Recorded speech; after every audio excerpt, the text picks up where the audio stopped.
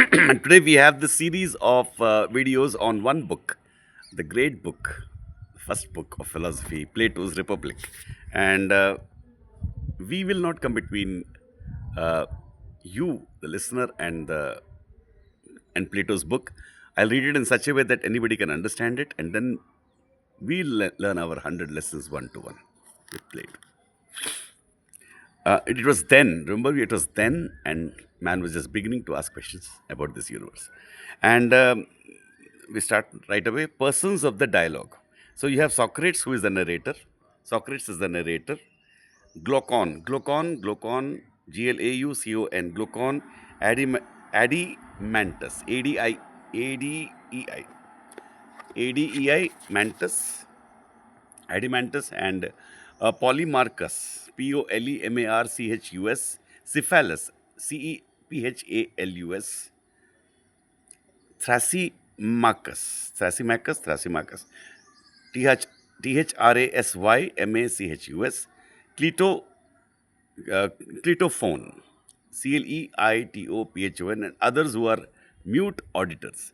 The scene is laid in the house of Cephalus at the Piraeus, Piraeus, and the whole dialogue is narrated by Socrates the day after it actually took place in Timaeus. Hermocrates, Critias, and a nameless person who are introduced in the Timaeus. They took place. It actually took place to these people. Book one. You have 5 books. I went down yesterday to the Piraeus, Piraeus. He's saying, Socrates is saying, with Glaucon, the son of Ariston, that I might offer up my prayers to the goddess. Bendis, the Thracian Artemis, that's the goddess. And also because I wanted to see in what manner they would celebrate the festival, which was a new thing. You want to see how they celebrated.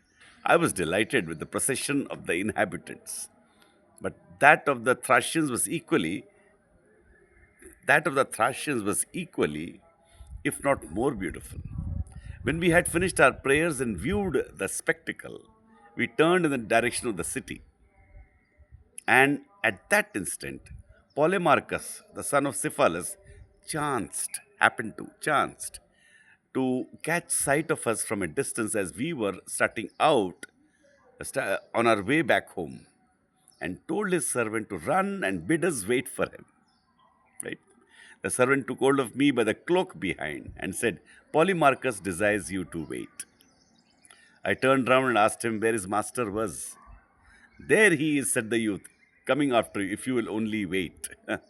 Certainly we will, said Glaucon, and in a few minutes Polymarchus appeared. And with him Adimantus, Glaucon's brother, Nicaretus, the son of Nicias, and several others who had been at the procession. Polymarchus said to me, I perceive, Socrates, that you and your companions are already on your way to the city. You are not far wrong, I said. But do you see, he rejoined, how many we are? Of course, I see.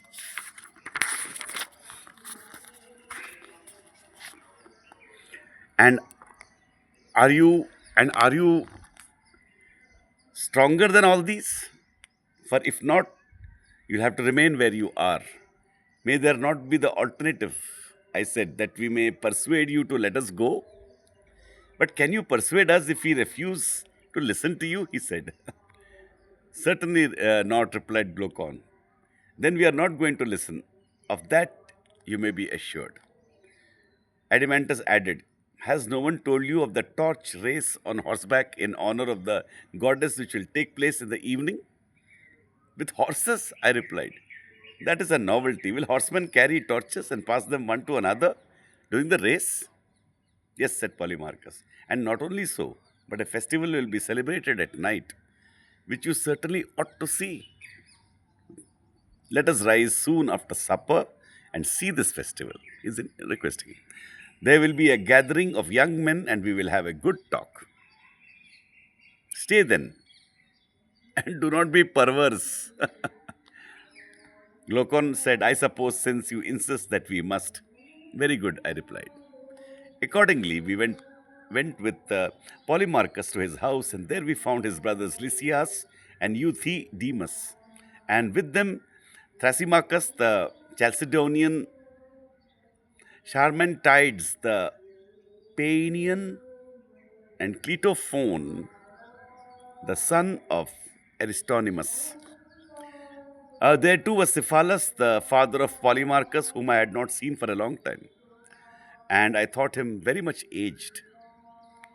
He was seated on a cushioned chair and had a garland on his head, for he had been sacrificing in the court, and there were some other chairs in the room arranged in a semicircle, upon which we sat down by him.